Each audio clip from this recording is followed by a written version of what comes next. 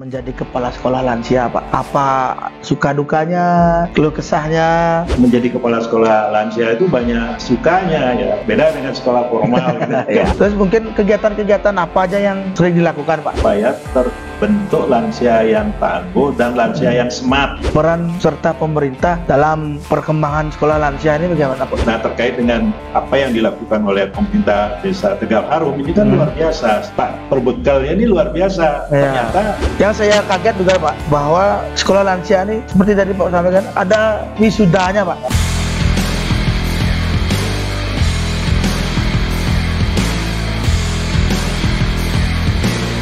Om Swastiastu, kembali lagi bersama saya Degenta. Kita berjumpa lagi dalam acara yang cukup keren di Desa Tegal Harum ya, yaitu podcast Genta. Dan kini sudah kedatangan tamu, namun sebelumnya saya akan mengajak penonton ataupun teman-teman di rumah untuk like, komen, subscribe, dan klik tombol lonceng demi perkembangan podcast di Desa Tegal Harum. Dan kalau ada teman-teman yang ingin ditanyakan ataupun narasumber yang ingin didatangkan, bisa melalui kolom komentar. Dan support terus podcast Genta. Baik, langsung saja, biar kita tidak berlama-lama. Kita kedatangan seorang tamu yang luar biasa, di mana beliau merupakan seorang pensiunan guru, tapi menjadi kepala sekolah. Oh, sudah pensiun, tapi jadi kepala sekolah gitu. Nah, bingung saya nih. Nah, biar tahu kejelasannya, Niki, saya sudah kedatangan tamu. Om Swastiastu, Pak Putu. Nah, Niki Bapak Putu Marta Sugiantara. Beliau merupakan dari pensiunan guru, kalau tidak salah, ditunjuk sebagai kepala sekolah lansia Desa Tegal Harum, di mana Desa Tegal Harum menjadi pilot project pendiri dari sekolah lansia. Ya, biar tidak panjang lebar lagi, ya, kita kembali ke Bapak Putu untuk memperkenalkan diri kepada masyarakat, kepada audiens yang menyaksikan kita, biar banyak yang tahu Pak tuh siapa kepala sekolah lansia. Baik, waktu saya persilakan untuk memperkenalkan diri. Om Swastiastu. Om Swastiastu. Saya perkenalkan diri, nama Putu Marta. Ya, basis pendidikannya memang guru gitu. Nah, Memang guru. Ya, jadi mulai tahun 81 itu sudah jadi guru. ya. Umur 25 sempat jadi kepala sekolah. Oh, sempat Pak. Sempat Kepala sekolah. salah satu sekolah SMA swasta di Denpasar. Oh ya, Itu, SMA ya. SMA ya. Nah, itu pindah ke salah satu SMA favorit di Denpasar. Ya. Sempat juga menjadi wakil kepala sekolah beberapa periode. Wah, lumayan. Kemudian 2019 pensiun jadi guru. Seperti yang dibilang tadi, jadi kepala sekolah lagi. Sudah pensiun jadi kepala sekolah. Unik. Nah, ya, kita kepala sekolah lansia kayak. Iya. Karena menurut Undang-Undang 13 tahun 98, ketika umur sudah 60 kan masuk kategori lansia. Ya, betul. Ya, jadi memang saya ditugaskan, ditunjuk menjadi kepala sekolah lansia yang diselenggarakan di Desa Tegal Harum angkatan pertama. Boy, hebat sekali Bapak Aniki, banyak pengalamannya sebenarnya untuk dalam dunia pendidikan ini sudah tidak bisa diragukan lagi. Nah, makanya beliau cocok jadi kepala sekolah. Kembali jadi Malah melintang di dunia pendidikan ya. Iya. Karena orang tua saya juga guru, jadi saya generasi Woi, kedua jadi guru. keturunan gini nih keluarga guru. Banyak gininya juga yang mungkin nanti bisa disampaikan kepada masyarakat. Ada mungkin teman-teman atau masyarakat Desa Tegal Harum lansia, bagaimana nanti saya biar bisa jadi ikut sekolah lansia. Nah, nanti mungkin bisa dijelaskan di akhir video. Nah, nanti saksikan terus videonya karena banyak yang akan saya tanyakan kepada Bapak terkait dengan sekolah lansia ini. Kebetulan ini Bapak Putu niki juga sebagai BPD di Desa Tegal Harum. Oh, merangkap jabatan ya Pak ya. Belum lagi apa lagi Pak? Agen Ini ketua IBM. Ya, IBM. Pak, banyak jabatan beliau. Aktivitasnya di Desa Tegal Harum sudah banyak membantu desa, membantu pemerintah desa dalam mengembangkan desa gitu Jadi Pak. paling penting kan sempat menjadi begini ya, masuk peringkat 5 tingkat nasional. Oh iya. Wih. Selamat ya Pak, sudah membawa nama desa juga Pak ya. Sayangnya sakit dan bisa ke grand final. Ya, betul. Kalau bisa masuk grand final di Medan ya mungkin lain cerita. Iya, mungkin jodohnya begitu. Lain waktu dikejar lagi Pak. Cari yang terbaik lagi. Yoi, hebat nih Bapak ya. Coba mungkin bisa nggak menceritakan pengalaman Bapak menjadi kepala sekolah lansia Pak? Apa suka dukanya, keluh kesahnya, ya yang biar teman-teman tahu nih di rumah bagaimana perjalanan awal. Karena kan kebetulan Bapak ini merupakan angkatan pertama Pak ya, angkatan pertama dari sekolah lansia. Ya silakan Pak. Yes, sekolah lansia itu adalah sekolah informal ya, jadi yang diperuntukkan bagi lansia. Ya. Jadi yang berbeda sekolah informal dengan sekolah formal itu kan tentu berbeda. Ya betul. Yang kedua, menjadi kepala sekolah lansia itu banyak sukanya ya. Jadi dukanya itu sedikit beda dengan sekolah formal. Gitu. Ya. Pernah pengalaman kalau Tegangnya lebih sedikit ya. Ya itu. Jadi karena murid dengan kepala sekolah sudah sama umurnya ya relatif sama ya tentu bahasanya dan yang lain sebagainya itu tentu kita menyesuaikan. Sudah betul. Banyak kesamaan. Jadi lebih banyak sukanya lah daripada dukanya hampir tidak ada gitu ya. Karena sudah seumuran ya, kita sudah dalam satu komunitas gitu. Jadi sepemikiran Pak ya. Ya sepemikiran, gerak kita juga hampir sama gitu. Banyak juga yang bertanya, banyak sih sebenarnya pengen ikut Pak. Mungkin karena terhalang umur tadi Pak, ya, seperti Bapak bilang umur 60 baru bisa dikatakan 60 ke atas ya? Ya 60 ke atas baru bisa ya. Begitu. Sebenarnya lansia itu bisa kita kategorikan jadi dua, lansia potensial dan lansia yang tidak potensial. Sesungguhnya yang disasar oleh sekolah lansia ini adalah lansia yang potensial. Artinya lansia yang masih bisa beraktivitas, melakukan aktivitas lansia gitu. Sementara yang kita sebut sebagai lansia yang tidak potensial itu adalah lansia-lansia, maaf sekali, lansia-lansia yang sudah tidak bisa beraktivitas karena stroke, karena penyakit betul. Ya. Tentu ya beliau-beliau yang seperti ini tidak bisa kita jadikan sebagai siswa sekolah lansia gitu. Nah barangkali itu yang membatasi kenapa tidak semua lansia itu bisa kita ajak di sekolah lansia.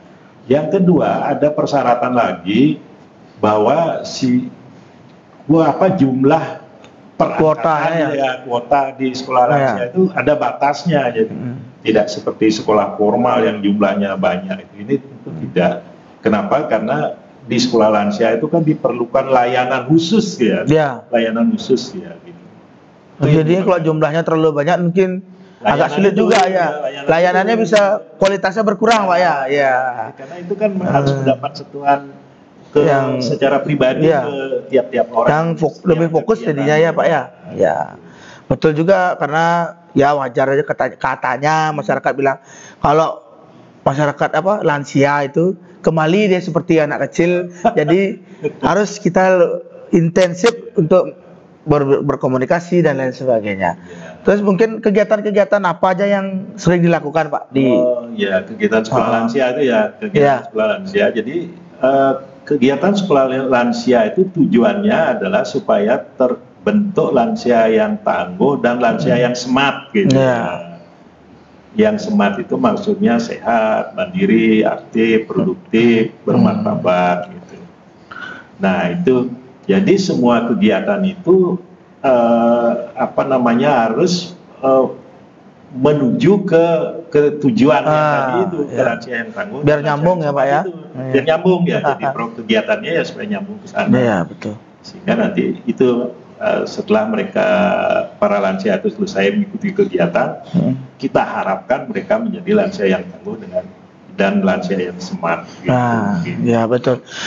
Kegiatannya itu ya di samping kegiatan yang paling penting itu kan yang tentang bagaimana merawat dirinya, memotivasi lansia, kemudian juga aspek spiritualnya juga ada, aspek ekonominya juga ada karena mereka potensial. Ya. Jadi dibangkitkan itu. Kemudian aspek-aspek yang lain, aspek psikologis juga gitu. Aspek lingkungan juga gitu. Itu sekolah lansia itu gini Pak ya? Satu kelas itu selama 1 tahun ya? Apa itu pertemuan ya, ada sekian pertemuan gitu ya. Kalau tidak salah ingat saya itu ada 11 pertemuan itu, 11 pertemuan. Nah, itu sudah termasuk wisuda. Nah, jadi setiap pertemuan itu beda-beda. Ada pertemuan khusus tentang kesehatan lansia, tentang gizi. Jadi setiap harinya berbeda-beda Pak ya? Tiap pertemuannya berbeda-beda. Dan ada pertemuan-pertemuan yang menarik. Nah, ini menariknya sekolah lansia. Mereka diajak ke tempat-tempat rekreasi. Ada satu kegiatan begitu. Mereka diajak ke tempat rekreasi. Biasanya waktu yang kita tahu ada tempat menuju tempat rekreasi ya, ke Sanggar Tari gitu. Tari, atau kemudian ada waktu zaman saya itu waktu pertama itu diajak ke satu kebun gitu. Mereka diajari bagaimana bercocok tanam. Betul, begitu menariknya sekolah lansia. Karena mungkin paradigmanya baru lansia dikira lemah, tidak, padahal pada yang produktif diberdayakan dengan baik Pak ya. Justru sekolah lansia ini kan mengubah paradigma. Betul. Ada paradigma di masyarakat ya sekolah lansia itu hanya meminta. Padahal sebenarnya nggak seperti itu ya. Kita ubah sekarang kita ubah mindsetnya, paradigmanya kita ubah bahwa lansia itu masih punya potensi yang banyak yang harus kita kembangkan. Banyak yang bisa dilakukan di sekolah lansia juga Pak ya. Banyak. Selain itu juga bisa berkomunikasi antara satu dengan yang lain. Karena bertemu teman-teman satu komunitas ya, satu komunitas lansia, jadi ceritanya nyambung. Saya cerita tentang sama. Beda. Itu bidan Kalau sama lansia nyambung gitu. Betul enggak? Mungkin dari sekolah lansia ini Pak, peran serta pemerintah dalam perkembangan sekolah lansia ini bagaimana Pak?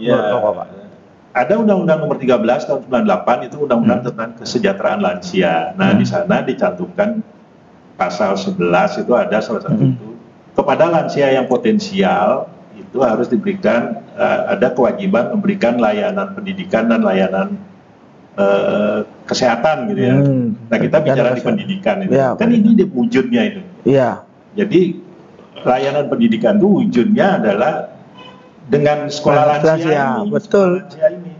Jadi ada konsep ada moto itu pendidikan itu kan sepanjang hayat. Umur hidup pernah belajar gitu. Nah, ternyata itu diterapkan bahwa walaupun sudah lansia masih tetap diberikan pendidikan. Tetapi pendidikan yang berbeda, kapasitasnya berbeda, apa yang diperlukan, yang bermanfaat untuk dirinya sendiri gitu. Jadi sekolah lansia itu kan bermanfaat bagi kita ya, sehingga kita tidak membebani keluarga kita. Gitu. Karena masih bisa aktif Pak ya. Jadi terkait dengan apa yang dilakukan oleh pemerintah Desa Tegal Harum ini kan luar biasa. Satu, begitu ditugaskan untuk melaksanakan sekolah lansia kan disambut oleh pemerintah itu dilaksanakan. Saya sebagai kepala sekolah ya berkewajiban juga bagaimana mensukseskan itu, mensukseskan supaya sekolah lansia kata pertama ini jalan, dan buktinya kan jalan. Apalagi memang Desa Tegal Harum merupakan pilot project yang pertama, yang menjadi contoh pertama dalam mendirikan sekolah lansia itu jalan. Kemudian Pak perbekalnya ini luar biasa. Ternyata setelah angkatan selesai dilanjutkan dengan angkatan 2. Angkatan kedua. Oleh APBD ini kan luar biasa ini. Yang saya kaget juga Pak bahwa sekolah lansia ini seperti tadi Pak sampaikan ada wisudanya Pak. Wih, wisuda titelnya apa gitu. Saya ditelepon sama teman-teman ketika nge-share wisuda ini kok ada wisuda lagi. Sudah pensiun sudah lagi. Tapi sekolah lansia emang keren gitu ya. Sekolah lansia emang keren. Keren. Wisudanya bukan sekedar wisuda. Memang benar wisuda ya Pak ya. Wisuda. Jadi apa namanya S1 standar 1 ya. Tiada kelanjutannya. Ternyata kan sudah berlanjut standar 2, nanti masuk standar 3. Ini kan akan masuk lagi Pak. Yang ketiga Pak. Standar 3. Angkatan 3, sorry. Angkatan 3 ya, yang ketiga akan masuk lagi. Angkatan 3 masuk, ini kan berarti pemerintah Desa Tegal Harum itu punya komitmen yang jelas terhadap lansia dan punya perhatian yang luar biasa kepada begitu juga para lansia. Antusias dari warga lansia. Lansia itu saya dapat informasi sampai melebihi kuota. Nolak. Ya. Ini kesadaran untuk kesadaran lansia untuk mengetahui siapa dirinya dan bagaimana memilih dirinya itu kan luar biasa. Sangat tinggi, Pak. Mudah-mudahan nanti di tahun berikutnya bisa menambah kuotanya dengan dia jumlah yang mengurusi dengan bertambah juga. Saya sebagai anggota BPD saya BPD harus mengawal itu dan mengiyakan bahwa ketika anggaran sekolah lansia itu dimunculkan oleh Pak Perbekal pemerintah desa, kami BPD harus segera menyetujui.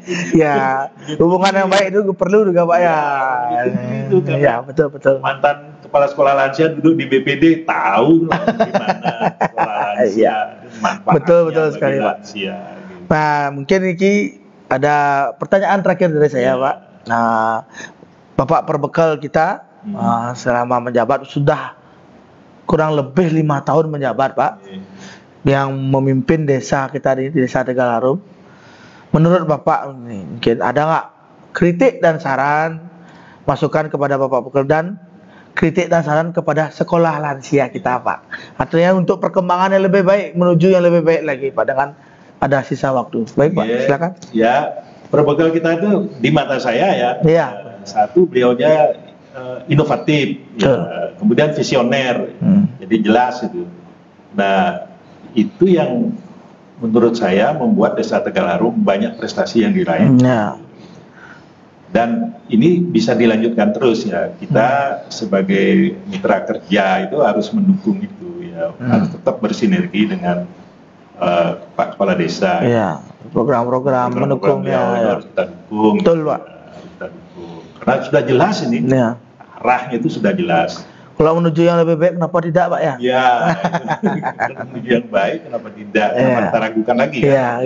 Karena sudah nyata hasilnya. Kemudian terkait sekolah lansia, tadi sudah saya bilang, ini perhatiannya luar biasa Pak Kepala Desa. Buktinya sampai angkatan ketiga ini sudah akan jalan kan? Akan jalan. Dan standar 2-nya sudah mau jalan lagi, dibuka lagi. Ini luar biasa. Ini harus kita dukung, program-program beliau harus kita dukung, karena bagaimanapun juga ke depan jumlah lansia itu akan menjadi semakin banyak gitu. Pasti ke depan itu jumlah lansia akan semakin bahkan setiap tahun ada, Pak ya, kemungkinan untuk jadi bertambah jumlah lansia bertambah setiap tahun diprediksi di Indonesia ini akan terus bertambah. Sementara ini yang paling banyak persentase lansia itu kan Jogja, daerah Jogja itu, Bali juga nyusul gitu. Nah, supaya lansia ini tidak menjadi beban bagi keluarganya gitu, menghapus paradigma yang tadi maka lansia itu harus diberdayakan. Salah satu pemberdayaannya adalah dengan sekolah lansia gitu. Karena di sana lansia akan bisa paling tidak bagaimana dia merawat dirinya gitu. Apa yang dia harus lakukan ketika sudah sebagai lansia gitu. Biarkan cerita orang lansia itu hanya begini, menyusahkan dan lain sebagainya, menjadi beban. Kalau tempat tidurnya taruh paling belakang, itu sekarang paradigma itu harus kita ubah. Dengan merubah gini perilaku kita dulu sebagai lansia. Apalagi dah sekolah lansia kan dididik dia dari sekolahnya, sebenarnya lansia itu seperti ini, bisa seperti ini, melakukan hal positif seperti ini. Apa yang dilakukan harus bisa dilakukan, apa yang tidak boleh gitu. Itu diberikan di sekolah lansia. Oleh sebab itu saya kalau boleh mengajak pada kesempatan ini para lansia, ayo pergunakan kesempatan yang disiapkan oleh pemerintah desa. Ini yang sekolah lansia ini. Jangan disia-siakan. Kami sudah banyak merasakan manfaatnya.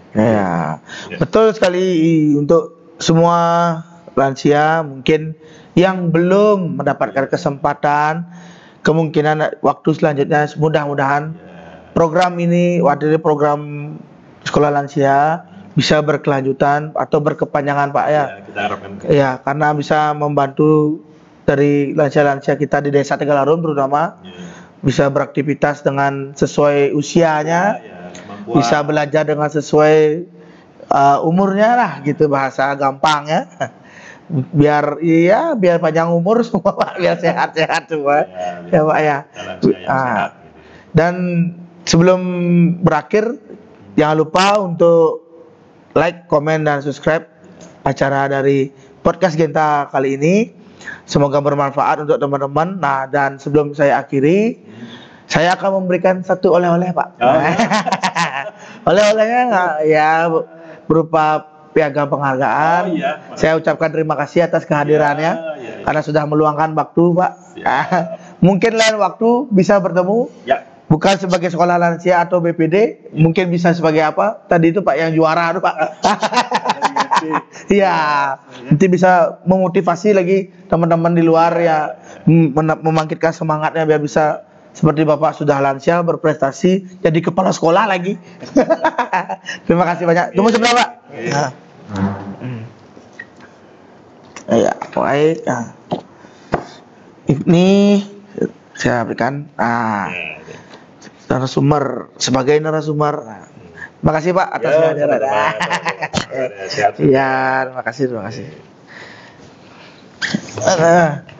Baik, kita cukupkan podcast pada hari ini. Jika ada salah kata, salah ucap atau perlakuan yang tidak kami sengaja, kami mohon maaf yang sebesar-besarnya. Sampai jumpa di video Genta selanjutnya yang lebih menarik dan lebih inovasi. Sampai tutup dengan Parama Santi Om Santi. Sampai jumpa.